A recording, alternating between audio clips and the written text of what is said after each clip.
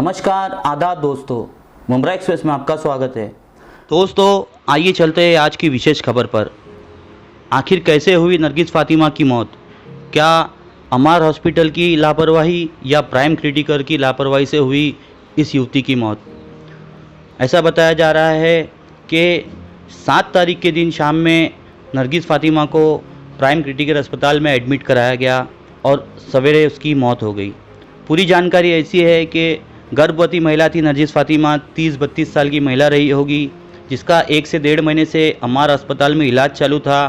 क्योंकि वो प्रेग्नेंट थी और बच्चा बच्चेदानी से थोड़ा नीचे खसक कर आ गया था, जिसके लिए उसका अमार अस्पताल में इलाज चालू था। वहाँ कुछ मामला बिगड़ गया, जिसके बाद उस युवती को प्राइम क्रिटिकर में ले जाया गया और वहाँ पर उसका इलाज के दौरान उस युवती की मौत हो गई। परिवार वालों का आरोप है कि अस्पताल वालों की लापरवाही के कारण युवती की मौत हुई है, जिसके बाद परिवार वालों ने मुंब्रा पुलिस स्टेशन पर जाकर काफ़ी हंगामा किया और उस लड़की के शव को लेके जाने से इनकार कर दिया। वहीं कलवा मुंब्रा राकंपा अध्यक्ष शमीम खान वहां पर पहुंचे, मामले को गंभीरता से लेते हुए परिवार वालों को भी आश्वासन दिया कि हम इस चीज़ पर तत्काल कार्रवाई करवाएंगे। आइए देखते हैं कि आखिर क्या माजरा था और क्या कहना है उस लड़की के परिवार वालों का।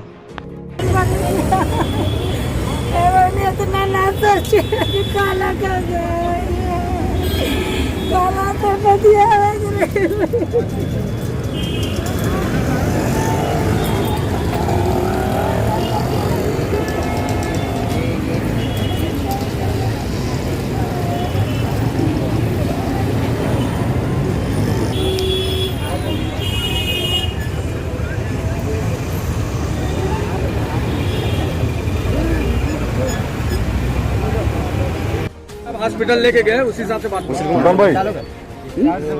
स्टार्ट से बात करो, जैसे हॉस्पिटल ले गए जैसे हुआ तो ऐसा वो बताइए, ठीक है? हाँ इधर है सामने। बाद में मैं गया तो लाउड बोलना। हमारी वो बात पकड़ो ना, सलामुद्दीन भाई मैं तेरा मोबाइल मार्क्स हटाओ चेहरा दिखाओ ताकि टीवी को मोबाइल पीछे रेडी जोर से बोलना, जोर से अब बिंदास बोल। क्या नाम है आपका और आपकी पत्नी का क्या नाम था, और जो हॉस्पिटल में घटना हुई कौन सा हॉस्पिटल था, वो कैसे ये पूरी घटना हुई? भाई मेरा नाम सरफराज है, मेरी वाइफ का नाम है नरगिस फातिमा।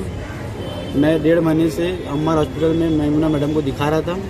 मैमुना मैडम ने क्या बोला कि जब मैं क्या मैडम वाइफ के पेट में दर्द हो रहा है तो ज़रा देखिए, तो मैडम ने बोला मेरे को ऐसा लगता है कि कुछ है बच्चा, तो आप एक काम करो सोनोग्राफी निकाल लो। तो मैं सोनोग्राफी निकाला तो बोलने की सोनोग्राफी में बच्चा 2.5 महीने का है, ठीक है, लेकिन बच्चेदानी का मुंह खुला है, मैं दवा दे दूँगी, ठीक हो जाएगा, ठीक है।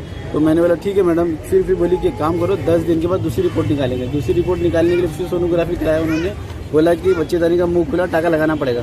मैंने हाँ ठीक है मैडम, टाका लगा के बोला अभी नहीं। तीसरी सोनोग्राफी 1 तारीख को निकलवाया उन्होंने, 1 तारीख को। तो उसमें बोलती है कि बच्चेदानी का मुंह और खुला हुआ है, ये अपना टाका लगाना पड़ेगा। तो 3 तारीख को उन्होंने बोला कि मेरे को 15,000 रुपये दो, मैं आपको टाका लगा दे दूँगी। मैंने ठीक है मैडम, मैं आ रहा सुबह 10:30 बजे, आप टाका लगा के दे दीजिएगा। तो क्या करी उन्होंने, ठीक है डॉक्टर को बुला लिया बाहर से उन्होंने, और टाका लगाने जैसी गई डॉक्टर ने बोला कि टाका लगाने जैसा नहीं, बच्चेदानी के बाहर आ चुका है, तो हम टाका नहीं लगाएंगे, बच्चे को आभूषण करना पड़ेगा।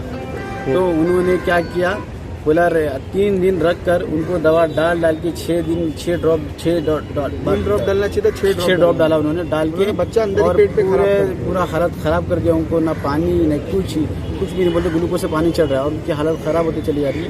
फिर फ्राइडे के परसों के दिन उन्होंने क्या बोला कि हम लोग अभी, फिर मेरे को अंदर बुलाया उन्होंने, क्या पैसा दो, 15 की बात की ना, 17 फिर 17 हो गया। फिर बोलती 20 दो।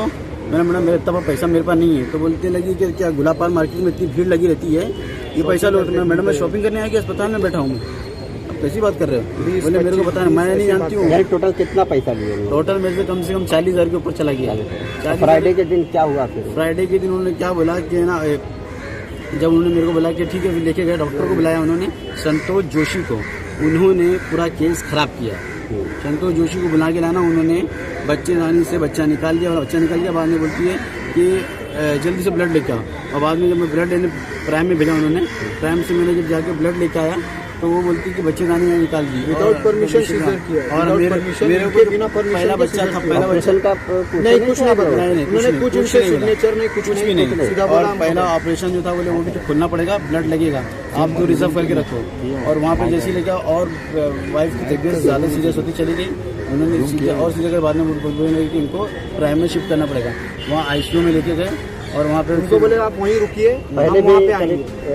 पहली डिलीवरी जो हुई थी किसी उनका को बोले बिना ऑपरेशन से 8 साल पहले हुई थी। पूरा केस खराब करने के बाद केस खराब करने के अभी बाद यहाँ पे क्या अच्छा, हुआ? पुलिस हॉस्पिटल से स्टेशन में आने के बाद हॉस्पिटल से लेकर जाया जा रहा था प्राइम में, हाँ। उस दौरान परिवार के लोगों से पूछा गया था, कुछ नहीं पूछा परिवार गया। हमको बोला गए थे, प्राइम में आप उन्होंने रुकिए, सीरियस है, आपको वहाँ हम लोग वहाँ ले गए। आप हमारे जैसे पास आईसीयू नहीं है। 2 ऑपरेशन करने के बाद उनको ये पता चला कि हमारे पास आईसीयू नहीं है। आईसीयू नहीं है। आईसीयू नहीं और उन लोगों ने ऑपरेशन भी किया 2 ऑपरेशन किया। पहली निकाल दिया, और बच्चा निकाल ज़्यादा दिया, जा चुका था। हालत खराब कर दिया। बोले हम प्राइम में लेके जाएंगे। हाँ। अब वो के मोमिना अच्छा वहाँ से आप लोग लेके गए नहीं वो नहीं लेके गए, बोला प्राइम में मिलो, हमारे में आने की जरूरत नहीं है, प्राइम में मिलो आप। तो कितने प्राइम में बजे मिलो। लेके गए जुमा ये 4 बजे 4 शाम बजे। को? आप दूसरी गाड़ी से तो वहाँ पर क्या हुआ आप फिर वहीं प्राइम पे में? खून ले ये संडे का दिन था, सॉरी संडे के संडे के दिन। संडे के दिन तो प्राइम में फिर क्या हुआ? प्राइम में लेके गए। वहाँ पे बोले डॉक्टर साहब ने, फारूक साहब ने बोला मैंने केस देखा है, मैंने केस को कुछ नहीं किया, मेरे पास केस आया है, मैं केस मैडम ने खराब किया। ये फारूक सुल्तान साहब का फारूक भाई ने और बोले 80% उम्मीद है बचने की, 20% उम्मीद है, दुआ करो बस। अभी आप लोग बॉडी क्या कर रहे हैं? यहाँ पुलिस स्टेशन में आए थे, अभी क्या हुआ, अंदर से गए थे, साहब ने बोला है शमीम भाई के सामने, शमीम भाई ने बोला कि ठीक है ये आ जाएंगे दफना उफना के, आप स्टेटमेंट उनका ले लीजिए और स्टेटमेंट कुछ 3 से 4 घंटा चलेगा और फिर हम उनके साथ कार्रवाई अभी करेंगे। अभी आपको बॉडी यहाँ पे लाए, पुलिस ने कुछ एनसी वगैरह ली है? एनसी ने लिया, उन्होंने एनसी कुछ नहीं लिया, उन्होंने बोला रिपोर्ट आने के बाद दफनाने के बाद होगा। हाँ दफनाने के बाद आप आइए, हम स्टेटमेंट लेंगे। अच्छा शमीम भाई नहीं होगी उनके को पास किसने डॉक्टर बुलाया था? डॉक्टर की तरफ से शमीम भाई आए थे या आप नहीं, लोगों ने हमारी बुलाया तरफ से था? शमीम भाई आए आप थे, लोगों रात की में तरफ हमारी से? तरफ से शमीम भाई आए तो खड़े थे हमारे लिए। अच्छा। वो थे तो लोग डॉक्टर काम कर दिए, जैसे ही वो चले गए डॉक्टर 15-10 मिनट में सब भाग गए, उसका फोन में नहीं उठा रहे। तो अभी आप लोग बॉडी दफन करने जा रहे हाँ, हैं? अभी दफनाएंगे हम जाके। आप लोगों की लास्ट मांग क्या है? लास्ट मांग है कि हमारा इंसाफ मिलना चाहिए, हम आगे तक कार्रवाई होनी जाएंगे। चाहिए। हेल्थ कार्रवाई होनी मिनिस्टर चाहिए, तक बेशक हमें होनी लेना चाहिए। आप जो हो सकता है, साहब ने हमको बोला है कि हम पूरी तरह से कार्रवाई जितनी करेंगे। सारी मीडिया चाहिए, चाहे आप बोले, उन्होंने बोला सबका है, सपोर्ट मुझे शमीम चाहिए। भाई के सामने बोला है कि मैं सबका पूरा सपोर्ट कार्रवाई चाहिए। करूंगा, कोई भी चीज की कमी नहीं करूंगा, एक पेपर आपको दूंगा, जेरोक्स करके आपको हाँ एक पेपर दूंगा।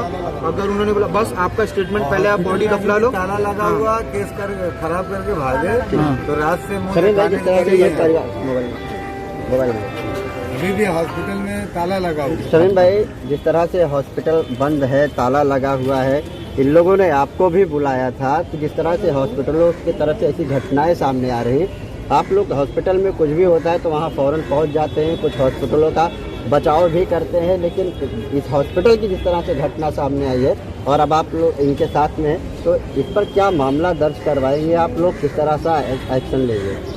सबसे पहली बात तो जो बच्ची हमारे बीच नहीं रही, हमारी बहन, वो हमारे लिए बहुत दुखद घड़ी है, हम सब के लिए।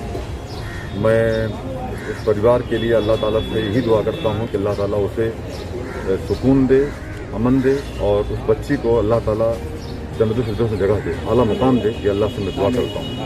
उसके 2 मासूम बच्चे हैं, छोटी छोटी बच्चियाँ हैं। ये वाकई में बहुत ही दुखदायक घड़ी हमारे लिए है। लेकिन जब मुझे कल ये बच्चे मेरे पार्टी ऑफिस आए और आके मुझसे कहा कि शमीम भाई ऐसी बातें हैं, मेरे एक दोस्त हैं अशफाक खान जो कुरला में रहते हैं, उनके यहाँ ये बच्चे कोई जॉब करते हैं, तो मुझे उनका भी कॉल आया था। मैं वहाँ जब पहुँचा हॉस्पिटल तो मैंने डॉक्टर्स को फ़ोन जाने के पहले ही फ़ोन किया कि आप लोग किधर हैं, तो उन्होंने कहा कि हम लोग घर पे हैं। मैंने कहा आप घर पे हैं तो आप तुरंत पहले हॉस्पिटल पहुँचिए। तो उन्होंने कहा अब तक हम वहीं थे। मैंने कहा आप थे लेकिन आपको उनके रिलेटिव ने नहीं देखा है, आप उधर आइए और मेरे सामने बच्ची का ट्रीटमेंट कीजिए, बताइए पोजीशन क्या है। डॉक्टर साहब और उनकी अहलिया और 3-4 डॉक्टर्स पूरी टीम आई। मैं उनके साथ इन बच्चों को लेकर के बैठ के बातचीत किया।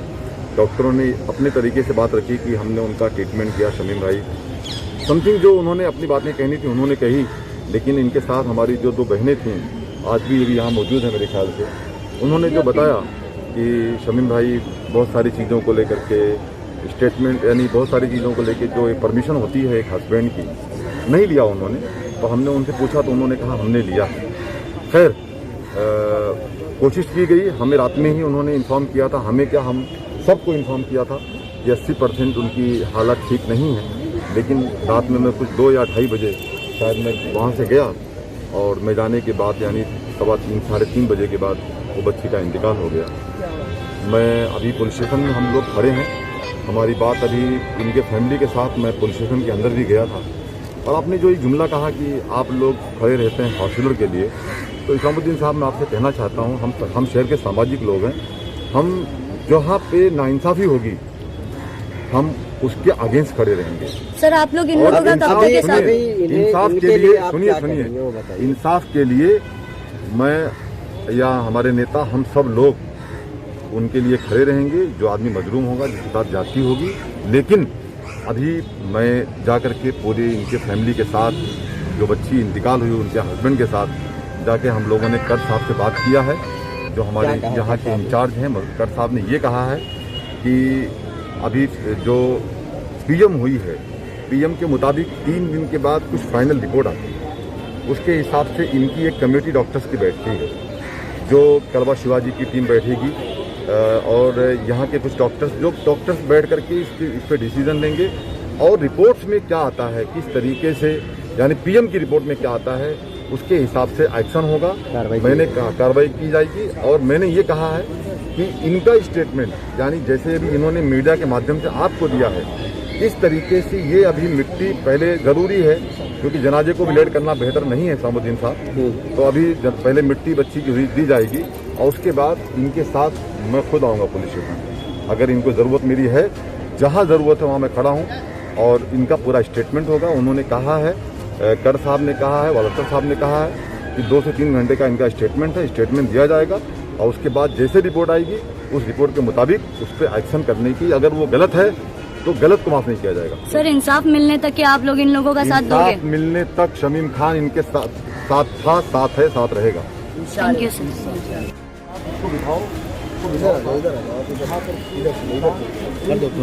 मिट्टी तक की इससे पुलिस मुश्किल हो सर दूसरी बात मैं क्या बोला ना कि तुम्हारा पहचान वाला डॉक्टर रहेगा तो लेकर आ जाओ, उनके सामने साइड में बैठा कर स्टेटमेंट रिकॉर्ड करते हैं। बस आप पे यकीन है, आप पे यकीन। चलिए ओके, पहचान वाला डॉक्टर मुझे फोन करो, मैं आऊँगा यार। ठीक है भाई।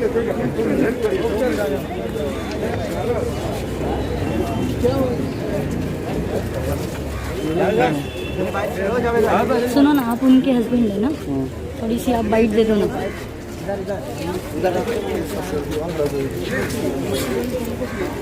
उनके हस्बैंड को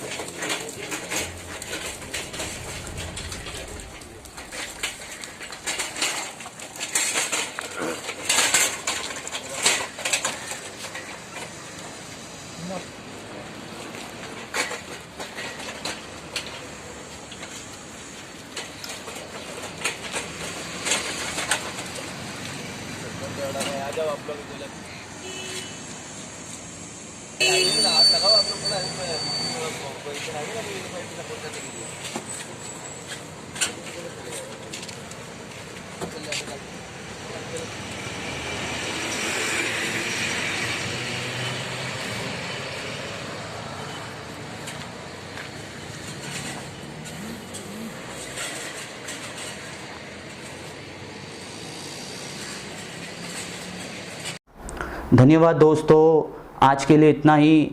इंशाल्लाह फिर मुलाकात होगी। जब तक के लिए सुरक्षित रहे, सतर्क रहे।